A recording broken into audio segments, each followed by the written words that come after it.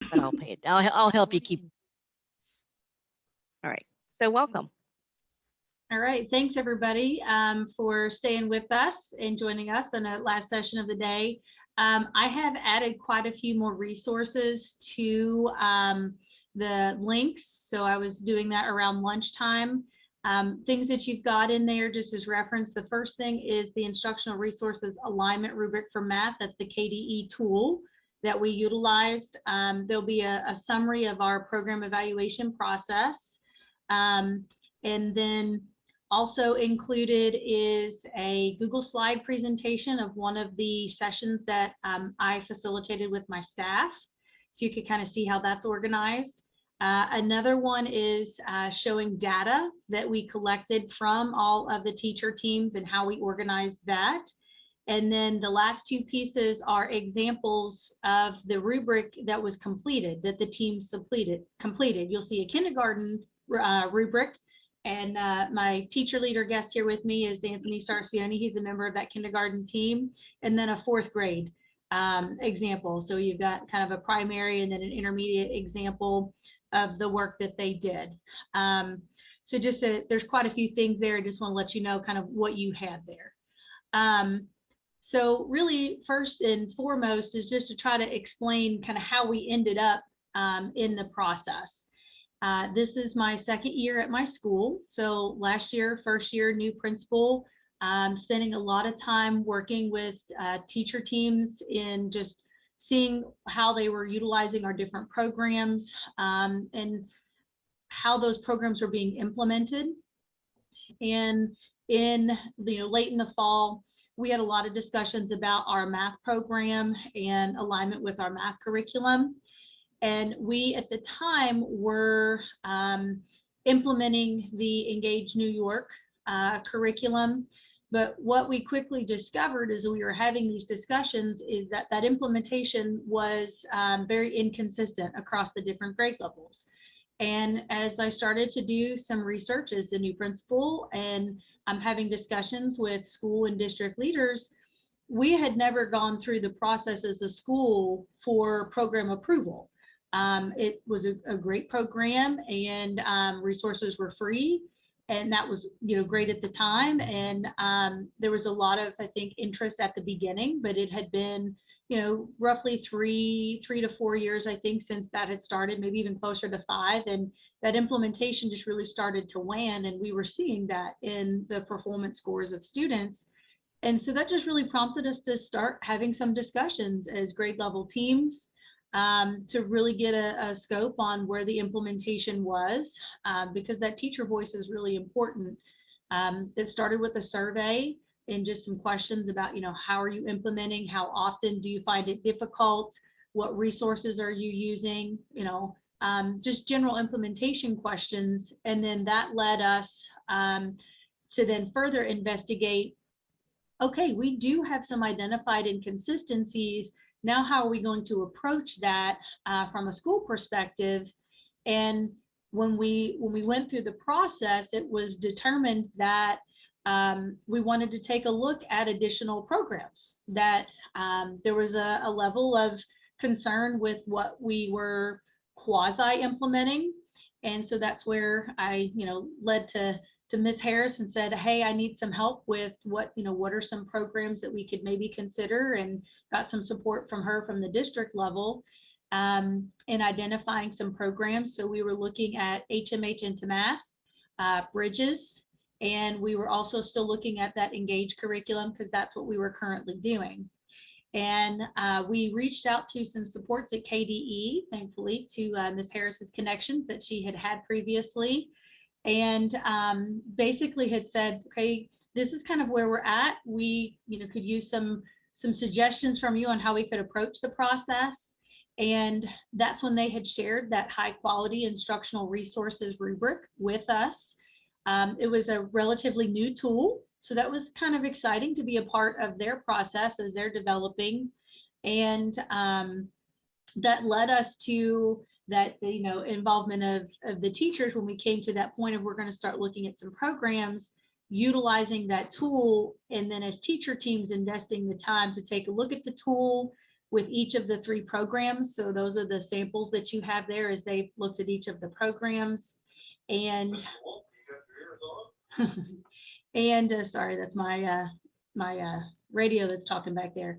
But looking through those 3 programs and then coming back together, taking a look at the rubric and seeing where those programs fell. And it was a very strenuous process at times. It was stressful at times because it was a pretty big time commitment once we made the decision to go into that review process. I believe it was about 6 weeks that we met weekly for about an hour and a half. Everyone stayed after school, was working collaboratively. The instructional coach participated, Ms. Harris, myself, in the work with teachers. Yeah, it was a focus in our PLCs just for some of that additional time. And that was really powerful in this process. And that's something that, if, you know, for a takeaway when you leave this session, would be my hope that you would see is the value of bringing those teacher teams into the process and being alongside them with the work, because I'd never done any of this work before myself. It was brand new to me. And to collectively identify what we feel is going to best meet the needs of our students really has helped us with the implementation this year of a new program. And really just, you know, kind of going into that process, they deconstructed each of those 3 programs through the course of the process. And that rubric is very, very detailed with all the components of the standards. So they knew if there were gaps in programs where they may have to supplement. They were easy to, you know, very quickly identify concerns with some of the programs when they're going through this rubric. It meets it or it doesn't. And, you know, as they were digging in and, you know, taking these programs essentially apart, which is what KDE said, you got to take it apart piece by piece, because they're going to sell it to you. Yes, it meets all of the Kentucky standards and it does this and this and this. Well, when you start peeling away the layers and really getting into the programs, that's kind of the work that a lot of times as teams we don't necessarily do. So the structure of the rubric really helped us see that was really important. And the support, you know, from KDE too is, hey, let us know what you need. When we first started, it was like the first day with the rubric, we're checking in on the teams and a lot of them were like, we don't know what we're supposed to do. Like, and I'm like, I don't know either. So okay, what are your questions? And then Amy and I got together and we got back in touch with KDE and we're like, okay, we're struggling here. And it was good. Like, you know, they walked us through and then we were able to come back and kind of have a restart. And that was really refreshing because it's okay to struggle in the process, you know, and we did that together. And, you know, and that was powerful for me in building relationships with my team, is being a part of that with them. And you know, and kind of having that understanding of, you know, some of the things are going to be a little bit more challenging. So, Amy, I'll just share, give you a moment to speak. Well, the whole process of working together with Carrie and with her leadership in her school, and the teachers and the dedication, like Carrie said, the time that was put into it, everybody had skin in the game when it came to this, but everybody wanted to find the best program for what our kids needed. Because I believe all 3 of the programs that we looked at were good programs. It's just what fits the needs of our students in our school. And they did a fabulous job. And the whole process of the communication and collaboration and having some raw conversations was fabulous. I mean, it just, the growth that I saw with our teachers and the teamwork that took place was pretty powerful. And as far as like a timeline, January, we did the survey with 3rd, 4th, and 5th grade. And then that's what sparked the communication about making sure we extend that same survey to primary. So that was done in February. Then we got together in March for focus groups. And one of the presentations that I shared was that focus group meeting when everybody was together and what their steps were in that focus group. And from that focus group, then that's when we determined, okay, we're all in agreement. We're not implementing consistently. So here's a recommendation. And that's when we went to the program review process. And that was in April. And then our last focus groups were in May. And then that's when we did the compilation of their work from the rubric.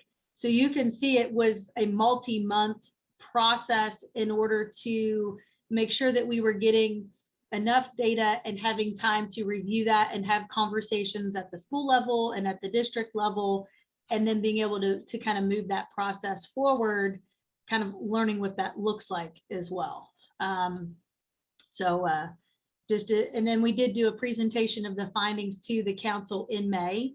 We were, of course, Anthony's on the council. We were kind of pressed, but in my communication to council was, this is the work that we're doing, but if we're not finished, we're going to keep going. You know, I know it says we have to have the recommendations to council by this time, but we're going to make sure that we get the best program for our kids to support our curriculum.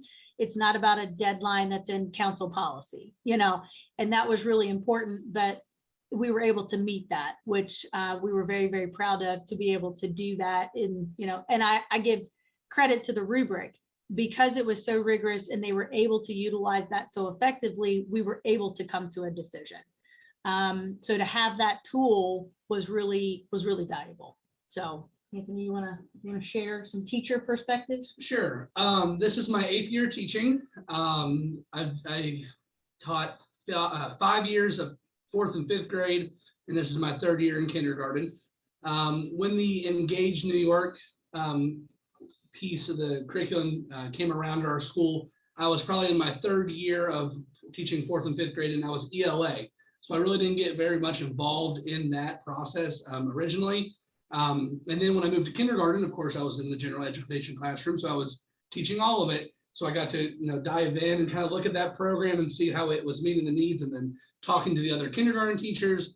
So it was really good to have that first discussion, not only just with kindergarten teachers, but that first part of the pacing that we did was when we all met together K-5 and having a vertical aligned conversation. So I could talk to other teachers who are teaching math and be like, what are you seeing, not just at the kindergarten level, but all the way up? And so we were able to list our concerns and kind of talk about that, as well as seeing where the program, what we thought was strengths and weaknesses of that program, and then deciding K-5, hey, this would be something to devote some time into looking into. And then being asked by the admin team of our teacher voice, that was huge, because that buy-in, that commitment is going to be so much stronger when people have gone through the process, seeing how much work it takes to do some curriculum adopting, seeing what all the work is to look at the rubric.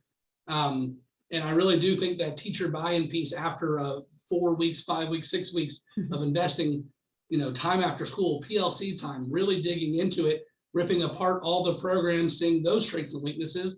And it was actually a good reflection for me, because I was going in like, no engage. And actually by the end of it, it was ranked number 2 of 3. Like, it was higher than another one of the programs. So I was like, okay, well, it can't be that bad of a program. It must be useful. It's ranking higher than some of the other programs we looked at.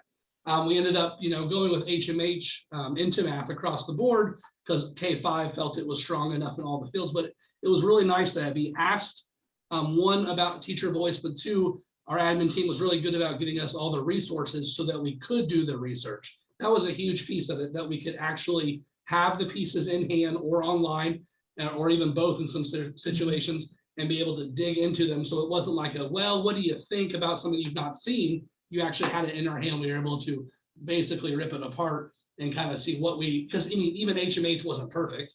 It ranked low in some areas of the rubric, but we knew as a school that what we needed to do, as a K-5 team, hey, we need to develop, for example, we talked about money. Money was a big thing that wasn't really talked about HMH. It's not a newer standard, but it's a Kentucky standard, not so much a national standard. So we knew as a team, hey, we got to talk more about money, figure out where we're going to use, money part of the math into a K-5. So it's been great. And now reflecting even now, what is it, January? We've been using this program for 5-6 months now. And knowing that we as a team collectively chose this program because of the work that we put into it, that teacher buy-in is so strong.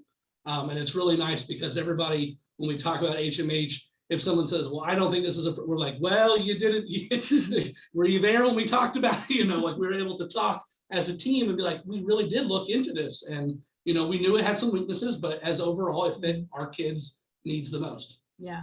And I think that's the important piece is there's no perfect program, Right. you've got to look for the one that meets the standards as best as possible, but also, you're going to have to supplement in certain places. And the team kindergarten, I'm going to try to share my screen really quick with you all, see if it's going to let me do it. I think that's what I want. Yes, share. Okay, so this was the Word document of that rubric. And as I just kind of scroll down, they chose to do theirs electronically and each program is in a different color.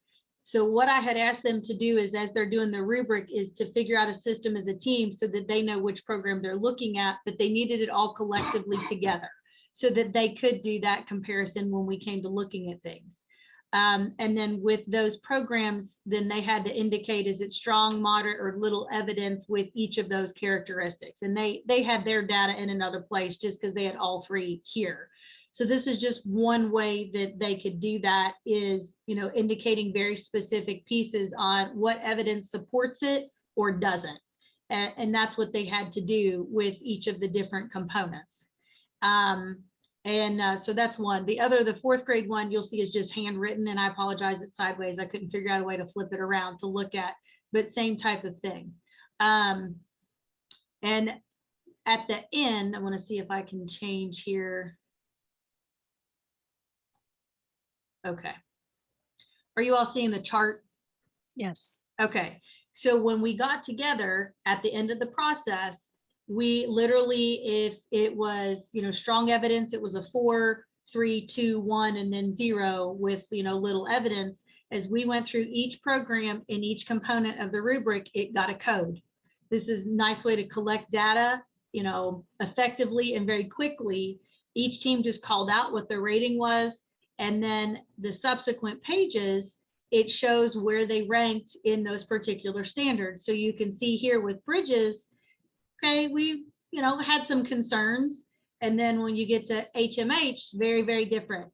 And then with Engage, like Anthony said, it actually rated really high for the needs that we had, higher than really what some, and not just him, would have given it credit for, because there was frustration with implementation. But when we went through the process, it made it very equitable when you're looking at what does the program actually, provide with regard to the standard. And this was great. I mean, and this was in live time during our work session. So when we got to the end, all the data's in and it's like, okay, folks, this is what we're seeing. Do we have 100% buy-in that HMH into math is our program? And everybody was like, yep. I mean, it was just a great moment. It was like a highlight, I think, of, It's a culminating yeah, event. And that was just awesome. And I don't know that any of us really expected to leave that work session with that result that quickly, but the work, I said, that's the work you've put in. We're just tabulating at this point. And so that was a real exciting moment. So having something like this, is just something that we just created. This was not a piece of what KDE actually had as a part of the rubric. So that was some feedback we were able to give them is, this is how we did it.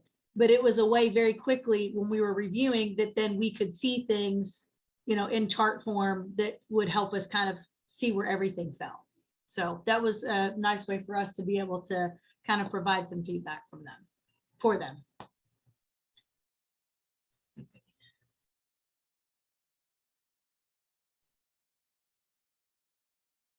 Does anybody have any questions?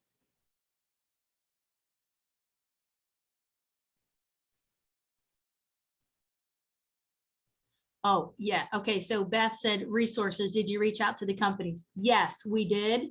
Amy reached out to some. Actually, Anthony did some reach out to Bridges, I think it was. With the Into Math, that was digital. They gave us full access for a limited amount of time to all of the resources. And we also got kits in hand, didn't we? Mhm, Yeah, we yeah. got kits in hand. So it was a teacher manual and student books. Anything that we would purchase, they sent us at least one copy of, which we thought was great because a lot of times you don't get the real deal stuff. They'll give you a sample. And the teachers were really impressed by that because they got the whole student workbook. It wasn't just like pieces. So they got to see what it looks like. And that was just from a customer service standpoint, it already kind of was And it like, showed to me they had nothing to hide. right. This is their program. Look at it, you know, like they wanted you to evaluate it. Oh, good. Amy listed the names of our collaborators for Sharon. Yep. Yeah, I'll make sure I'll add Maggie's email address as well. I just wanted to make sure I had it correct before I do. Yeah, and I can't speak more to the support that they had provided to us as we started the process. And, you know, when we needed some extra help, you know, Amy reached out and they set up a meeting with us within 24 hours. And that was really meaningful to me as a building principal to have them, that availability, that they prioritize that. Because I haven't worked that directly with KDE yet in my experience. And so that was a very positive experience for me to share on their behalf. So can you think of anything else? I know now our next step is the implementation evaluation piece.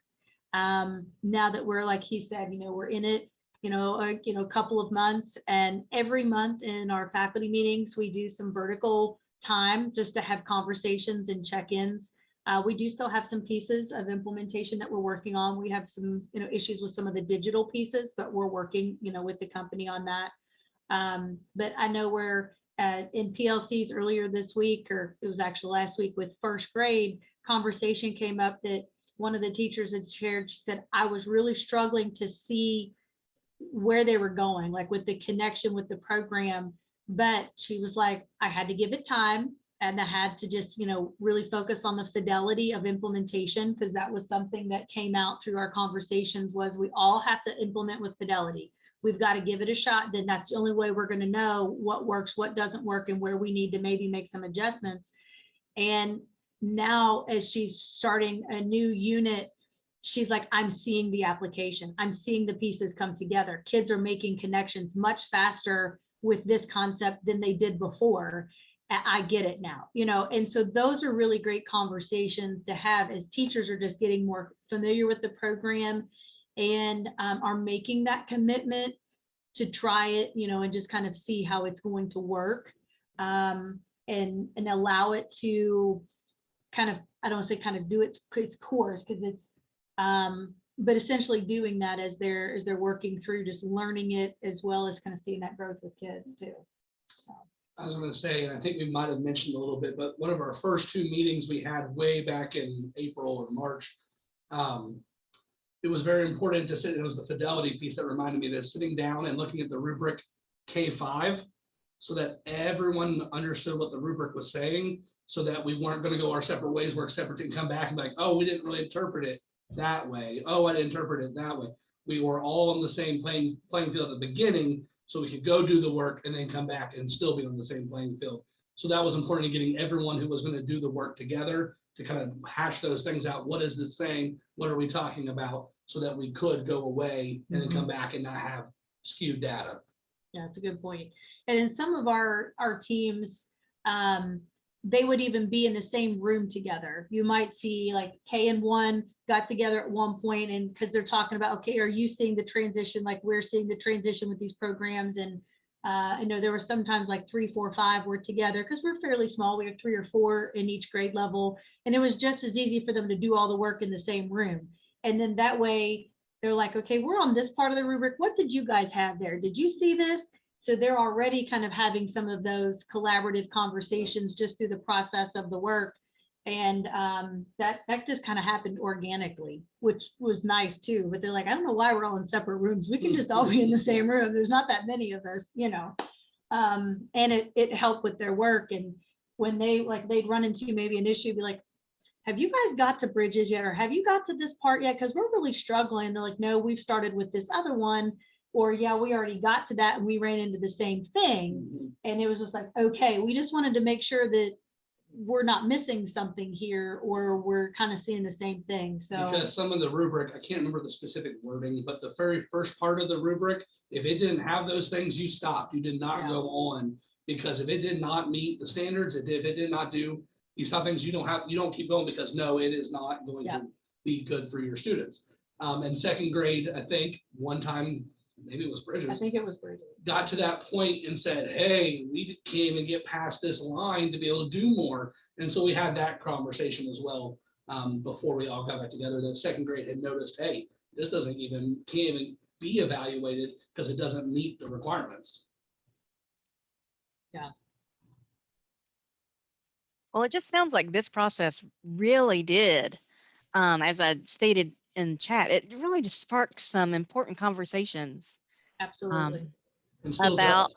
yeah. Yeah. Oh, that's even better. And the fact that you pointed out is so important. Enough to say again that those calibrating conversations, those conversations that you have about shared meaning and making sure that we both have the same shared meaning and understanding of what the rubric says is so important to hash out. It's worthy of the time to do that up front. Rather than try to come back and take care of those issues if they happen along the way. So that was a very smart thing as well that you shared. Yes. All right. Well, what we have, what, three minutes left. I don't know if there's any other questions or general comments from anybody about our process we haven't covered.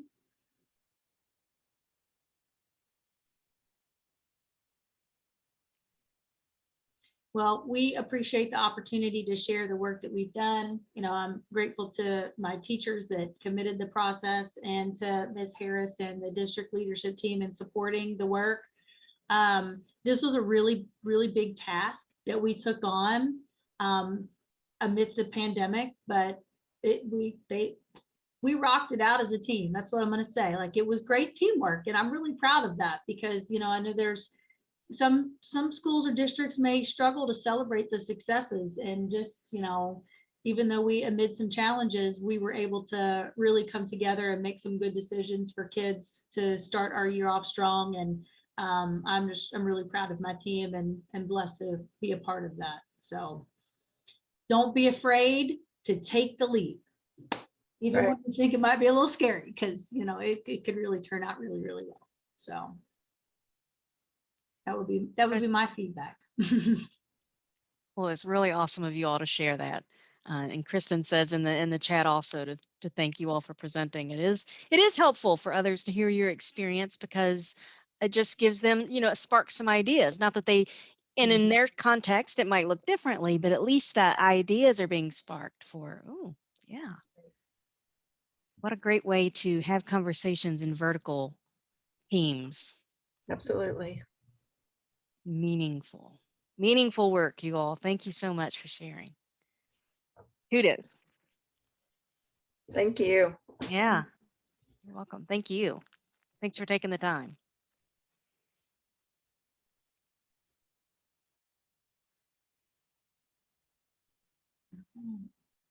Oh, let me stop recording.